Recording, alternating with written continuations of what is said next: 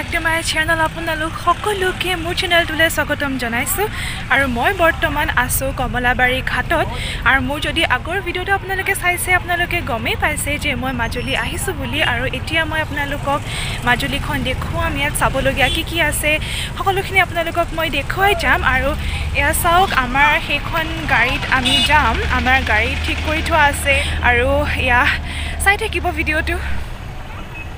আৰু আহক এতিয়া মাজুলীখন অলপ ফুৰি লওঁ আমি আৰু আপোনালোকে এই ঘৰটো যে দেখিছে এই ঘৰটো আৰু এই জেগাবিলাক আটাইবিলাক বাৰিষা কালত পুৰা পানীত ডুবি থাকে আৰু ঘাটটো য'ত আমি আহিলোঁ সেইটো তাত নাথাকে আৰু সেই ঘাটটো বহুত আগলৈ গুচি যায় মানে আপোনালোকক দেখুৱাম সেই সিমান মানত গৈ পেলাই সেই ঘাটটো থাকেগৈ মানে নাওবোৰ তাত লাগেগৈ ফেৰীবিলাক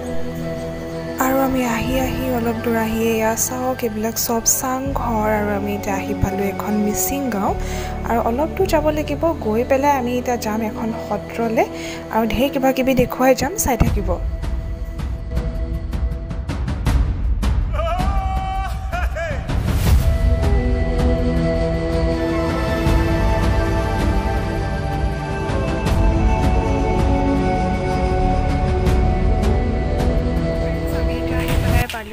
মাজুলী আউনীআটী সত্ৰ এখন চাওক এই ভাগ হৈছে এয়া সত্ৰ আৰু ভিতৰ ভাগ আপোনালোকক মই দেখুৱাম আৰু এই সত্ৰখন আচলতে আহোম ৰজা চুটামলাই তেওঁ 1653 চনত মানে ইংৰাজীত ক'বলৈ গ'লে 1653তে তেওঁ নিৰ্মাণ কৰিছিলে এইখন আৰু তেওঁ যেতিয়া পিছত হিন্দু ধৰ্ম ল'লে তেওঁক জয়ধ্বজ সিংহ তেওঁক নাম দিয়া হ'ল আৰু আপোনালোকক দেখুৱাই যাম চাই থাকিব আৰু ফ্ৰেণ্ডছ এই সত্ৰ ভাগত 81,650 বিঘা মাটি আছে আৰু এয়া চাওক কিমান নিৰিবিলি পৰিৱেশ আৰু ইয়াতে জোতা চেণ্ডেল ভিতৰলৈ সোমাব নোৱাৰি আমি গাড়ীতে খুলি মেলি আহিছোঁ এই ভাগ চাওক এই ভাগে হৈছে আউনীআটী সত্ৰ আৰু ইয়াতে সেই যে ধুতি পিন্ধা ল'ৰাকেইটা দেখিছে এওঁলোক আচলতে ইয়াৰে শিষ্য হয় ইয়াতে প্ৰথম শ্ৰেণীৰ পৰা তেওঁলোক 40, 45, 50 বছৰ হৈ যোৱালৈকে কিছুমান ইয়াতে থাকে আৰু প্ৰথমে মই ইয়াতে এতিয়া সেৱাটো কৰি ল'লোঁ আৰু ভিতৰ ভাগতো সেৱা কৰিম সেয়া আপোনালোকক দেখুৱাম আচলতে সত্ৰৰ ভিতৰত কি হৈ থাকে সকলোখিনি আপোনালোকে আজি এই ভিডিঅ'টোত দেখা পাব আৰু ইয়াতে ইয়াৰ শিষ্যবিলাক কেনেকুৱা পৰিৱেশত কেনেকুৱা পৰিস্থিতিত কেনেকৈ থাকে সেইবিলাকো আপোনালোকক দেখুৱাই যাম সকলোখিনি দেখুৱাই যাম চাই থাকিব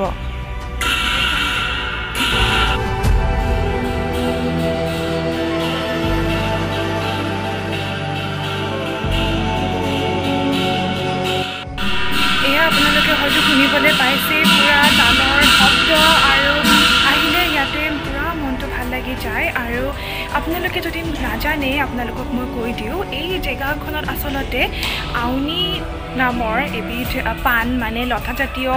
উদ্ভিদ ইয়াতে পোৱা গৈছিলে আৰু পাই মানে সেইকাৰণে এই জেগাডোখৰ এই সত্ৰখনৰ নামটো আউনীআটী সত্ৰ ৰখা হ'ল ফ্ৰেণ্ডছ আপোনালোকৰ সকলোৰে ঘৰত হয়তো তুলসী গছ আছে আপোনালোকে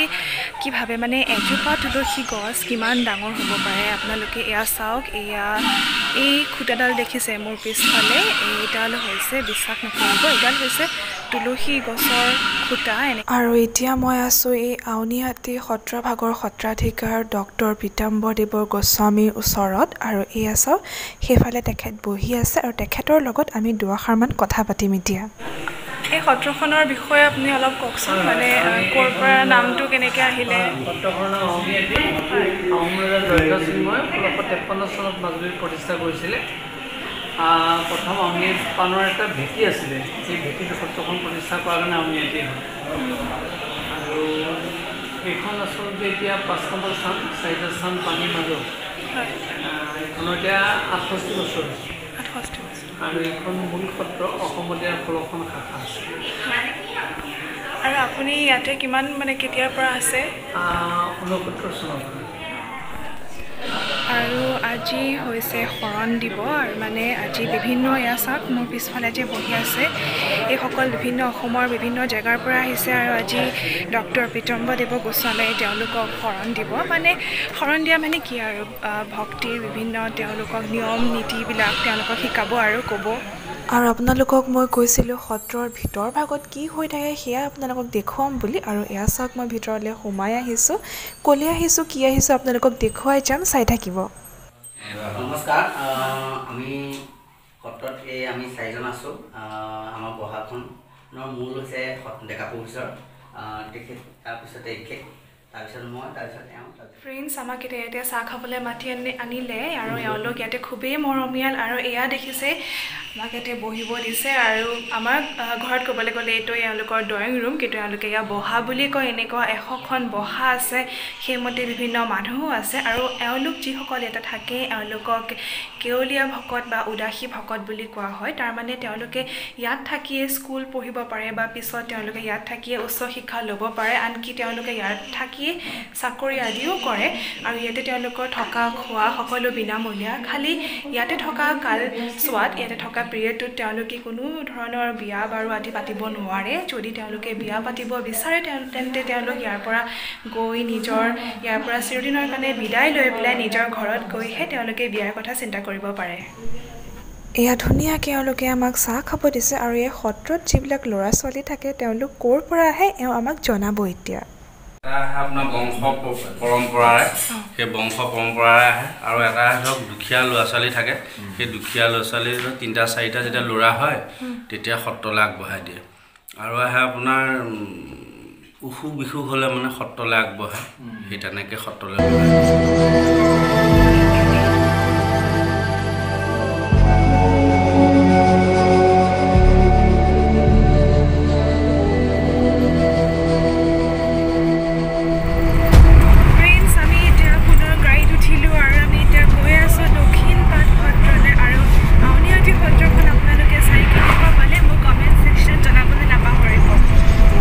আৰু মাজুলীত সত্ৰৰ উপৰিও আৰু ৰিজৰ্টছ আৰু বাকী ফুৰিবলগা কি জেগা আছে সেয়া মই আপোনাক মোৰ নেক্সট ব্লগটোত দেখুৱাম আৰু আজিৰ ব্লগটো মই ইয়াতে সামৰিছোঁ নহ'লে হয়তো আপোনালোকেও ব'ৰ হৈ যাব পাৰে যদি ভিডিঅ'টো চাই পেলাই ভাল পালে তেনেহ'লে প্লিজ লাইক কৰিবলৈ নাপাহৰিব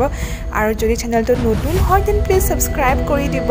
আগলৈ অন্য এটা ভিডিঅ'ত আকৌ লগ পাম আজিলৈ আহোঁ বাই বাই